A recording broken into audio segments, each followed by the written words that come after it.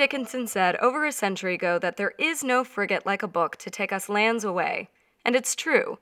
When we pick up a book, turn on the TV, or watch a movie, we're carried away down the currents of story into a world of imagination.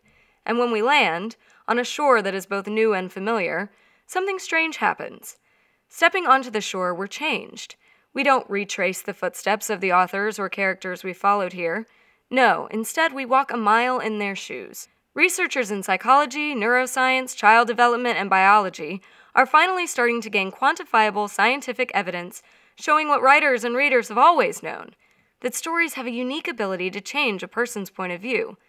Scholars are discovering evidence that stories shape culture, and that much of what we believe about life comes not from fact, but from fiction. That our ideas of class, marriage, and even gender are relatively new, and that many ideologies which held fast for centuries were revised within the 18th century and redrafted in the pages of the early novel. Imagine a world where class and not hard work decide a person's worth. A world where women are simply men's more untamed copy. A world where marriage for love is a novel notion. Well, that was the world in which Samuel Richardson's Pamela first appeared.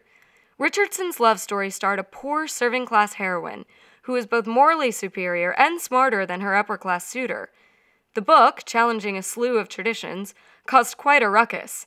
There was more press for Pamela than for Parliament.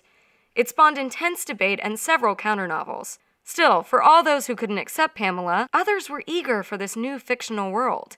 This bestseller and all its literary heirs, Pride and Prejudice, Jane Eyre, and yes, even Twilight, have continuously shared the same tale and taught similar lessons, which are now conventional and commonplace. Similarly, novels have helped shape the minds of thought leaders across history. Some scholars say that Darwin's theory of evolution is highly indebted to the plots he read and loved. His theory privileges intelligence, swiftness, and adaptability to change, all core characteristics in a hero. Whether you're reading Harry Potter or Great Expectations, you're reading the kind of plot that inspired Darwin. Yet recent studies show that his theory might not be the whole story. Our sense of being a hero, one man or one woman, or even one species, taking on the challenges of the world might be wrong. Instead of being hardwired for competition, for being the solitary heroes in our own story, we might instead be members of a shared quest, more Hobbit than Harry. Sometimes, of course, the shoes we've been walking in can get plain worn out. After all, we haven't walked just 1 mile in Jane Austen's or Mark Twain's shoes.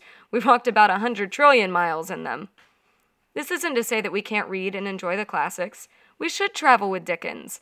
Let Pip teach us what to expect from ourselves. Have a talk with Austen and Elizabeth about our prides and prejudices. We should float with Twain down the Mississippi and have Jim show us what it means to be good. But on our journey, we should also keep in mind that the terrain has changed. We'll start shopping around for boots that were made for walking into a new era. Take, for instance, Katniss Everdeen and her battle with the Capitol. Can Hunger Games lead us into thinking about capitalism in a new way?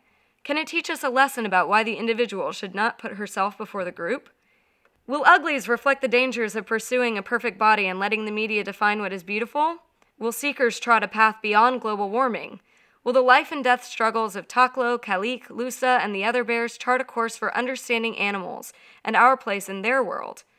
Only the future will tell which stories will engage our imagination, which tales of make-believe will make tomorrow. But the good news is this: there are new stories to venture in every day, new tales that promise to influence, to create, and to spark change, stories that you might even write yourself. So I guess the final question is this: what story will you try on next?